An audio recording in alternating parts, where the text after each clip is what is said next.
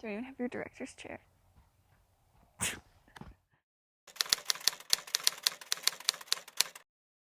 Hey BookTube, it's Sarah and welcome back to my channel. These next few days I'm going to be doing a camping vlog. This is our home for the next 3 days. I brought like 8 books with me for a 3.5/4 day trip. So we'll see how many I can actually read, because 2 a day is a lot when we're supposed to also be hiking and stuff. But I thought I would just like quickly show you all the books that I brought with me, plus a bunch of these are already in like other videos that I've put up, so I can also include links in the description or in the cards to videos that have a lot of these other books. Alright, to start it off, we've got An Ember in the Ashes by Saba Tahir. Then we have The Astonishing Color of After by Emily X.R. Pan. Love from A to Z by S.K. Ali. A Closed and Common Orbit by Becky Chambers. Malice by Heather Walter. Anne of Manhattan by Brina Starler. Brain on Fire by Susannah Cahalan. And lastly, Together Apart, which has a bunch of authors. It's an anthology. So those are all the books that I brought with me. I'll catch you once I finish one of them. Do you think it's gonna cook? I don't know. I feel like we're on like the old YouTube channel. Like, will it microwave? Will it cook? I think it'll get hot. I think it'll either not cook Or burn. How is it? So I'm currently reading Together Apart. This is an anthology of romances set during COVID and everything. I've read about, I don't know, almost half, maybe like a third of it so far. It's YA and it's like pretty cute. There's a lot, at least all the stories I've read so far have really been like insta love. So it's like, you know, they see their neighbor across like the balcony and like fall in love that way and stuff, which is kind of fun, but it's not my favorite type of romance. So I'm hoping that some of the other stories later kind of deal with more maybe like relationships that are already ongoing, stuff like that. It's really like early quarantine vibes of like everyone's like wiping down their like groceries and like can't go out anywhere. So I'm thinking it was written probably like March, April, maybe even May of last year. And it's kind of funny because they're still in the like baking sourdough bread parts of quarantine, and we're out here like we've been in, not even lockdown, our province never went into lockdown, but like, you know, we've been like, oh, almost entirely open, and then like, oh no, almost entirely closed, and then oh no, almost entirely, like, I'm like, oh, you poor babies, you have no idea. You're just beginning. I'm very like, I don't know, conflicted about, I'm like reading it right now, I'm like, oh, everything's COVID, oh. But then also when I read other books that were written recently, that were written in the last year, I'm like, they're not masking, they're not socially distanced, oh my god, obviously COVID didn't happen. So I don't know, I have some weird feelings about like books written in like 2020 or 2021 where they don't talk about COVID being like not accurate, but then also where this is entirely about COVID, I'm like, give it a rest. I don't know, just feel tired of COVID, but I mean, we all are. We'll see what the rest of the stories are like, and I'll catch you later. Okay, so it's the second day today. Last night I finished Together Apart, and it was like pretty cute. I felt like some of the stories were a lot stronger than the others. Some of them I was like pretty meh about, and some of the other ones I was like, man, I would like actually read a book about this. Most of them I felt like didn't fit the short story format very well. Like the ones where I was like, oh man, I read a book about this. It was like, I wish this was a book. The ones that I really enjoyed, I was like, man, I wish this was a longer story, because it felt like a little bit rushed just due to the nature of it being a short story in an anthology. But yeah, it was pretty cute, super quick read, so that was fun. So then this morning, my boyfriend slept in, which is probably the first time that's ever happened in his life. So I got to read Anne of Manhattan by Brina Starler. So this is an Anne of Green Gables retelling set kind of like after Anne of Green Gables, more in like the sequels to it, if that makes sense. So it follows Anne in university. She's like in her last year of university. She's had a falling out with Gilbert Blythe, and then he like suddenly shows back up in her life. It's a modern day set in New York, and obviously they fall in love because it's Anne and Gilbert, so of course they do. And this one was like also pretty cute. There were like a couple things in it that I was not a huge fan of. The Green Gables set in Long Island as a winery.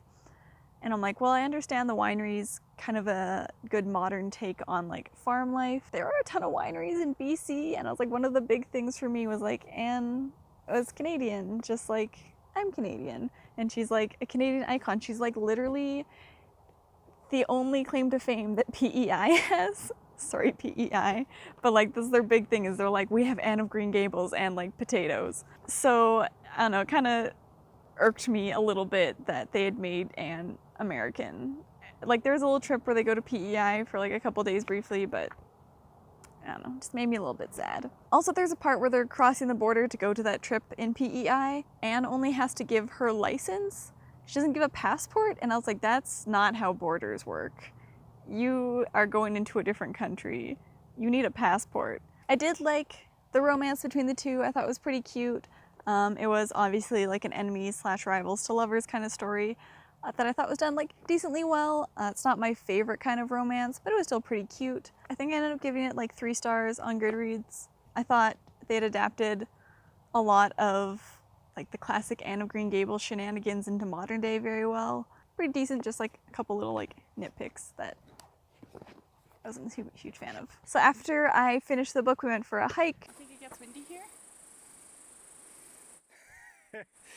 And then we stopped in the nearby town to like look at the little tourist information center thing, to look at maps and like some history stuff, which was fun. And then we came back, we've just been kind of hanging out at the campsite because it's been like 27 degrees, I think, today. Tomorrow's supposed to be like 30, and then Sunday's 36. So we're gonna die.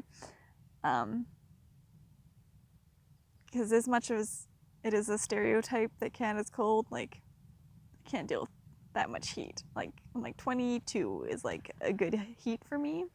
Anything more, and I'm like, please, take me now. So yeah, not excited for that heat.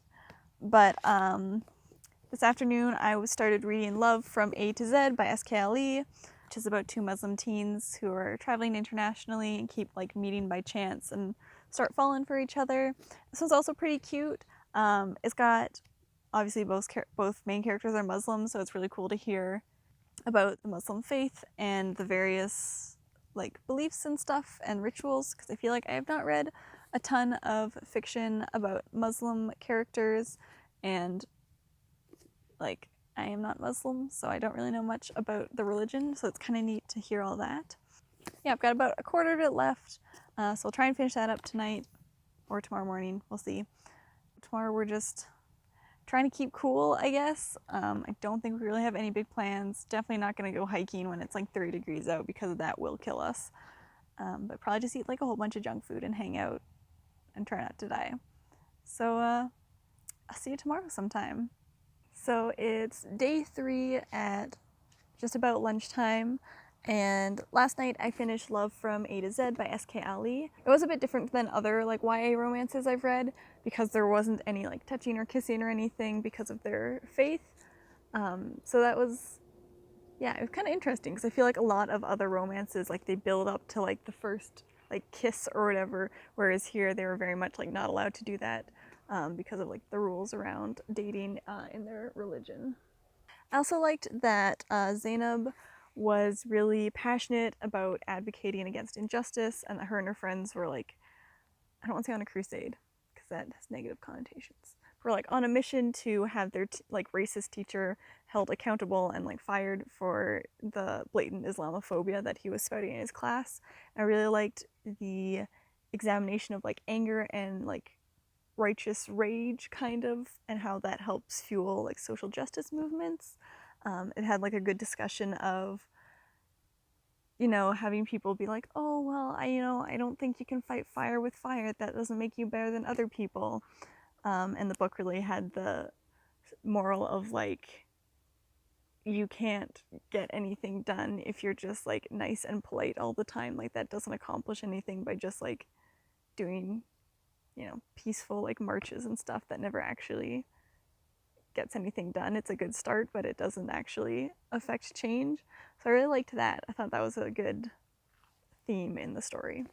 I think I gave this like 4 stars on Goodreads. I feel like for like personal enjoyment, it was maybe more like a 3.5 stars, but I thought some of the themes and like lessons in it were really good. So those were like 4 stars. Yeah. And now I'm reading Malice by Heather Walter, which is that Sapphic Sleeping Beauty retelling, and I'm about halfway through currently. And it's pretty good so far. I think this is technically an adult fantasy, but it reads kind of like a YA fantasy. Maybe it's just because all of the retellings I've read have been YA, so it feels more like that, but there haven't been any like particularly adult themes in it so far. Maybe that comes later, or maybe it's just kind of like in between young adult and adult fantasy.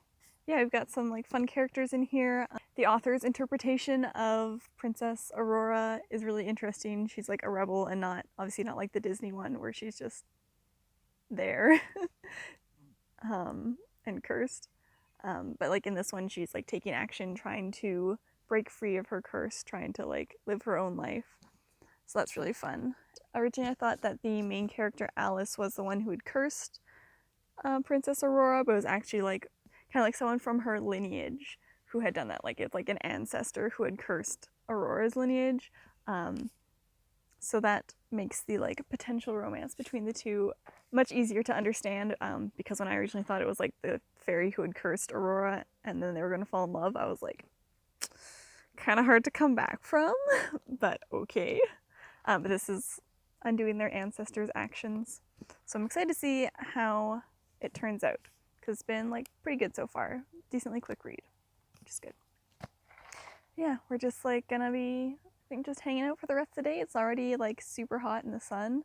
Hoping to finish this guy today, maybe start another one. Yeah, I'll let you know how it goes. All right, so it's the end of day 3. We did absolutely nothing today. We just sat around the campsite and read because it was 30 degrees and it was so hot. And we ended up like dunking our heads under the water pump because yeah, it was just, I was drenched in sweat all day and it was awful. But that means I got a lot of reading done. So I ended up finishing Malice by Heather Walter. This was a really interesting retelling of Sleeping Beauty. Our main character is the descendant of the person who put the curse on Sleeping Beauty's lineage. But she ends up falling for Sleeping Beauty, Princess Aurora, and trying to like help her break the curse and everything. And then of course they fall in love. And it was really interesting. It's the first one in the duology, so there's going to be another one at some point. I'm really excited to read the sequel because it left off kind of, not a huge cliffhanger, but definitely like, what's going to happen next? So I'm really excited to see what happens. And then after that, I read The Astonishing Color of After by Emily X.R. Pan, which was a recommendation from one of my friends. And it was really good.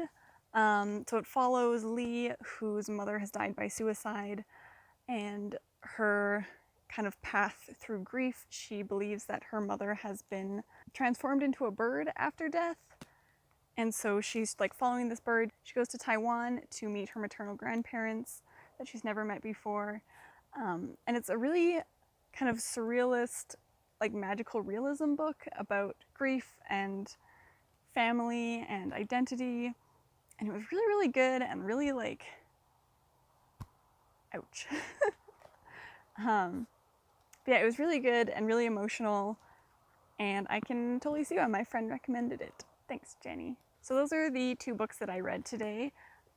We still have a few hours left of sunlight because the sun sets at like, I don't know, 11/midnight up here, which is absolutely bonkers. But I think the next book I'm going to pick up is Brain on Fire by Susannah Cahalan. I have read this book before, but not for a while. And I remember really liking it, and I wanted to go back and reread it and see if it held up to my memories of it. So it's also like a pretty thin book. Tomorrow we're going to be heading out pretty early, I think, because it's supposed to be 35, and we don't want to be trying to pack up camp at like noon when the sun's directly overhead. So I figured I can probably rip through this one fairly quickly in the evening/morning. Yeah. So we'll see you maybe on the road. I don't know. We're going to be busy, so we'll see eventually. All right, so we made it back from camping. It was super warm, so it was really great that we packed up early in the morning and just left because it was like 40 something degrees and it was terrible. And I did finish reading Brain on Fire by Susannah Cahalan, which was really good again. It was a reread, but it lived up to past me's hype. So I will be talking about this book a little bit more in another video, so make sure that you subscribe to my channel so you can see that video. I'm going to talk about my thoughts before I reread this and what I remember about it, and then how I actually feel about the book after rereading it. And give a more detailed review there. I hope you guys enjoyed this video. It was super fun to film and edit, a little bit different than our normal style, but who knows, maybe we'll do more of them again. Thank you so much for watching, and I'll catch you in my next video. Thank you so much.